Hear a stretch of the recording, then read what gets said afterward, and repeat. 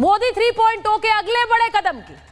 वक्फ कानून लागू हो चुका है, देश के अलग अलग हिस्सों में इसका विरोध भी हो रहा है। बहुत से लोगों को लगेगा कि यह सरकार को सोचने पर मजबूर करेगा, सरकार घबरा कर मंथन कर रही होगी, लेकिन इन सब के उलट सरकार अपने अगले मिशन में जुट गई।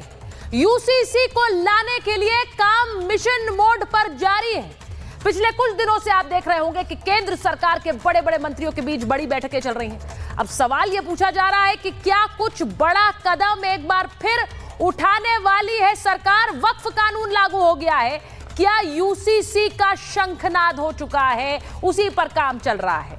आज महाभारत में इसी की बात कर रही हूं। वक्फ कानून को लागू करने के बाद से इस सरकार को विरोध प्रदर्शन का एक बड़ा सिलसिला देखने को मिल रहा है, लेकिन इन सब के बीच बीजेपी ने एक वीडियो जारी करके बता दिया कि उसका अगला मिशन तो यूनिफॉर्म सिविल कोड है।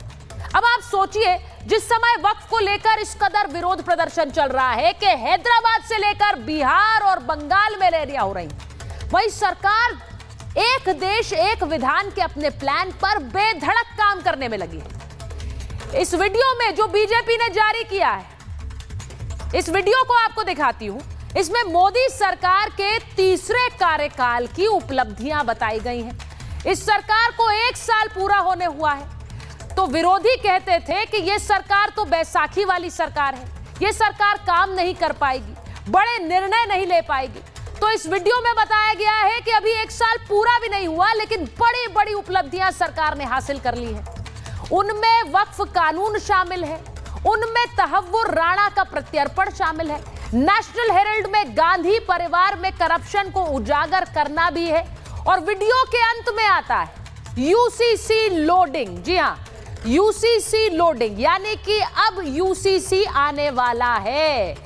अब इसमें दिखाया गया है कि सरकार के बनने पर विरोधी इसे बैसाखी वाली सरकार तो कहते थे, बड़ी सरकार न ले पाने वाली सरकार कहते थे, लेकिन वक्फ कानून के बाद अब अगला फैसला यूसीसी होने वाला है। विरोधियों की इसमें तस्वीर भी दिखाई गई, उनके बयान भी सुनवाए गए, यानी सरकार वक्फ पर विरोध से बिल्कुल हिल नहीं रही है, ना ही उस पर कोई फर्क पड़ रहा है। वो सीधे सीधे अपने अगले मिशन पर काम कर रही है, जो कि यूसीसी है। आज महाभारत में इसी पर बात करने वाले हैं। आपको ये वीडियो भी दिखाती हूं और आपको सुनवाती हूं कि विरोधी क्या कहते थे इस सरकार के बारे में। क्या ये सरकार जिस तरह का निर्णय 2024 के लोकसभा चुनावों के बाद आया, उसके बाद भी ये सरकार बड़े फैसले लेने में उतनी ही सक्षम है? आज महाभारत इस पर होगी। ये रिपोर्ट पहले देखिए।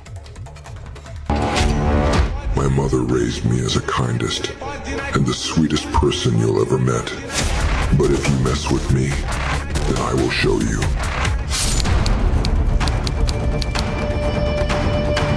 UCC loading. तो क्या पूरे देश में लागू होगा यूनिफॉर्म सिविल कोड? क्या वक्फ कानून के बाद अब यूसीसी? बीजेपी ने शेयर किया वीडियो और मच गया घमासान। विरोधियों ने कहा था मोदी का तीसरा कार्यकाल कमजोर होगा, लेकिन मोदी को कमजोर समझने वालों को करारा जवाब मिल गया। जैसे राहुल गांधी जी ने कहा कि हम खुद बैठेंगे जब भी हमें मौका मिले सरकार का। मोदी जी को एक तो मैंडेट नहीं है और माइनॉरिटी गवर्नमेंट है, ये गवर्नमेंट कभी भी गिर सकती है। वीडियो में बीजेपी ने दिखाया वक्फ संशोधन बिल संसद से पास कराया गया। दिल्ली, महाराष्ट्र और हरियाणा के विधानसभा चुनावों में बीजेपी को जीत मिली। अब सरकार का अगला कदम यूनिफॉर्म सिविल कोड है, तभी तो लिखा है।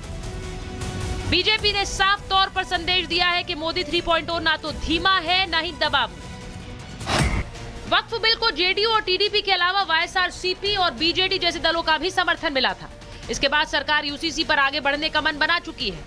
यूसीसी का ड्राफ्ट लगभग तैयार है। हरियाणा से हुंकार भरते ही पीएम मोदी ने कहा था कि सेक्युलर सिविल कोड है।